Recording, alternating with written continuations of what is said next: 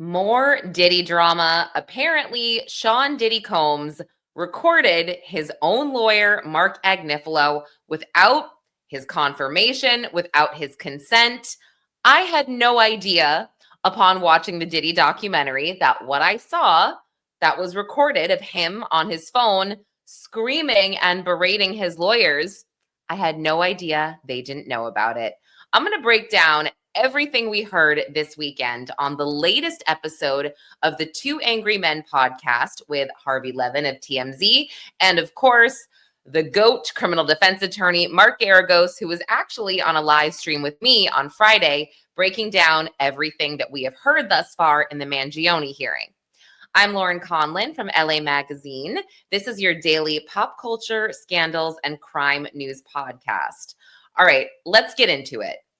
The Diddy documentary, The Reckoning.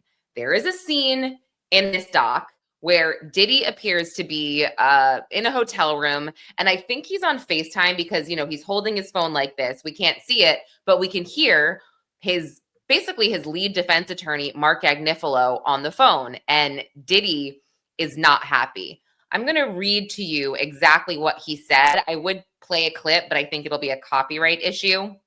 So let's see. Okay, this is what Diddy is saying to Agnifilo on the phone. He's expressing anger and fear over the case against him, or the strength of the case against him. And I think this was about, maybe, I don't really know, a few weeks maybe before he was arrested, but he knew it was coming. And with the civil suits, they were mounting. So he says, quote, "Let me tell you something. Let me say this. I'm not a referee. So I'm going to get off the phone right now. Listen to me. I'm going to get off the phone right now. And I'm going to let you professionals look at the situation and come back to me with a solution. No matter what nobody said, y'all are not working together the right way. We're losing." And this is part of an article that I read on Saturday. And then I go on to say, Combs can be overheard saying this on speakerphone while Agnifilo attempted to speak out and say, quote, "That's not true." So on the new episode, Saturday's episode, which was December 6th of Two Angry Men with Marc Geragos and Harvey Levin, we find out Marc Agnifilo had no idea that he was being recorded. I didn't know that. I mean, yeah, I thought that was pretty crazy. So Geragos kind of goes on to say, if that was me, I would be very, very upset if I were Agnifilo, kind of saying, this is an attorney's worst nightmare, or a defense attorney's worst nightmare.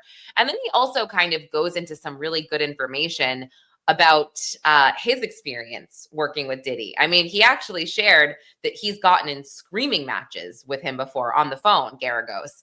And, he kind of attributes this to the fact that, he calls Diddy, quote, "a hands-on defendant." And I feel like for a guy like that, yeah, it would be really difficult for this guy to sit back and sort of let other people take control without him being able to pull the puppet strings, right? Because that's sort of what he's known his whole life. So let me play just a clip from the Two Angry Men podcast of Geragos talking about this. Oh, sorry, that's a bad freeze frame, Geragos. Sorry, I'll play it really quick. Personality right now. By the way, this is aside from the fact that it makes me very angry on a number of levels, the fact that this is out and that there's a privately recorded conversation of Sean with his lawyers. I mean, I famously sued over that in the past, but let's put that aside for a second. No, Sean is a hands-on defendant, if you will. He is involved. He is intimately involved, and whether it's this case or other cases, I've seen it. I mean, this is not somebody who is going to let you be the brain surgeon and do the surgery. This is somebody who is intimately involved in what is going on.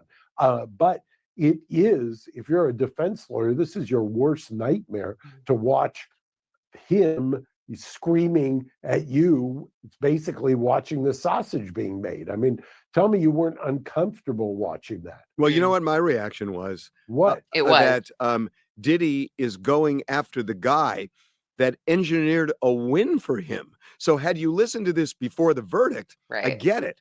But to me, this is Marc Agnifilo saying, you dumb shit, just shut up and let me do my job, because when I do my job, I'll win for you, which he did. Well, by the way, And your daughter too.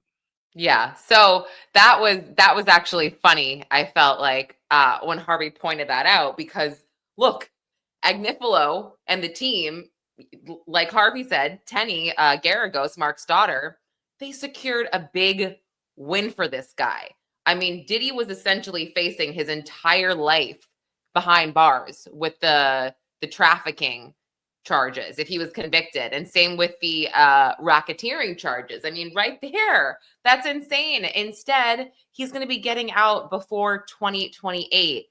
This team of lawyers, they did their job. They did their job phenomenally. So I get what he's saying. At this point, Diddy felt like, they were losing. And look, I was thinking about this.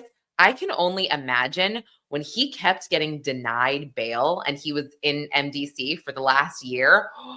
He must have been vicious to those lawyers. He must have been like, what do we got to do here? Because I'm sure he thought, there's no way. There is no way if I offer this package. Because if you remember, I think his bail package he was offering $50 million, something like that. So he was probably like, no, there is no way the government's going to turn this down. They did. So yeah, it probably was something vicious behind the scenes. But, I also want to say this, going back to the reckoning of, and this is the Diddy doc, the 50 Cent produced Diddy doc. There's a couple things I want to say that I didn't say the other day, just while we're on the topic. There was some talk about Diddy's, quote, PR team managing the narrative. And I just want to put this out there. I covered the Diddy trial, excuse me. I was there almost every day. I think I was there every day except for one. I had a planned trip for my husband's birthday or something. Every high profile trial, there's PR. This is not different. Luigi Mangione, there's PR. I mean, Harvey Weinstein, there's always PR for high profile trials. You can choose to look at the emails that they send you, because of course they're PR emails. They're obviously focusing on the defendant, of course, and then the DA's office does their own PR for the state. That's normal. I mean, Mark Sanchez, there's PR for that. It's crazy to sit there and think like, oh, Diddy's special. He has so much money that he's controlling a narrative. That's I'm not trying to help the guy out, but that's just not the case. That's not how this works. There's no they're not forcing us to do anything. So that's one thing I wanted to say. That was just a very, very strange, odd take, in my opinion, because if you cover trials, it's just like, you don't have to listen to them. You don't have to do anything. And then if we're talking about Diddy's PR specifically, I was always pretty impressed with who he had, because she did her job. She was very professional. I was going on Nancy Grace a lot, who made no secret that she was not a Diddy fan. And she was sensational in a lot of her headlines and things like that.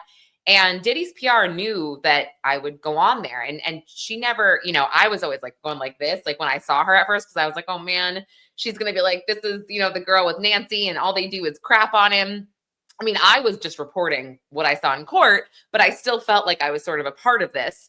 And so I would kind of look down. She was perfectly kind to me, never said a word. She wasn't like, hey, can you tell Nancy that's not, nothing like that, nothing. So, it is interesting what you see on TV with a doc like this, where they only share one side and you don't have a rebuttal. So, and then there was something else I wanted to point out. I did see the other day that somebody from Diddy's estate came out and said that Diddy did not make Biggie or his family, he didn't recoup anything for his funeral. Diddy paid for it. So it is interesting. And that did not come from Diddy's team saying that, like, oh, that's false, whatever. So I found that interesting. It's kind of like, okay, so there are two sides of every story. And of course, when we watch something like that you watch it, you see it, and you're really thinking like this guy is a really, really bad guy. And look, I'm not saying everything was not true, because I'm sure most of it was true. I'm just saying keep an open mind about certain things. Anyway, well, I hope this was informative. I guess if you're not really an insider on what goes on in these high profile trials, now you know. But I thought it was also a great episode of Two Angry Men. So you can actually catch all of the Two Angry Men podcast right here on Los Angeles Magazine's channel, if you didn't know that. So we would love for you to like and subscribe and listen to that here, as well as my daily podcast. I'm Lauren Conlin. Thanks for being here, and I'll be back tomorrow for the daily pop culture, scandals, and crime news show. Bye.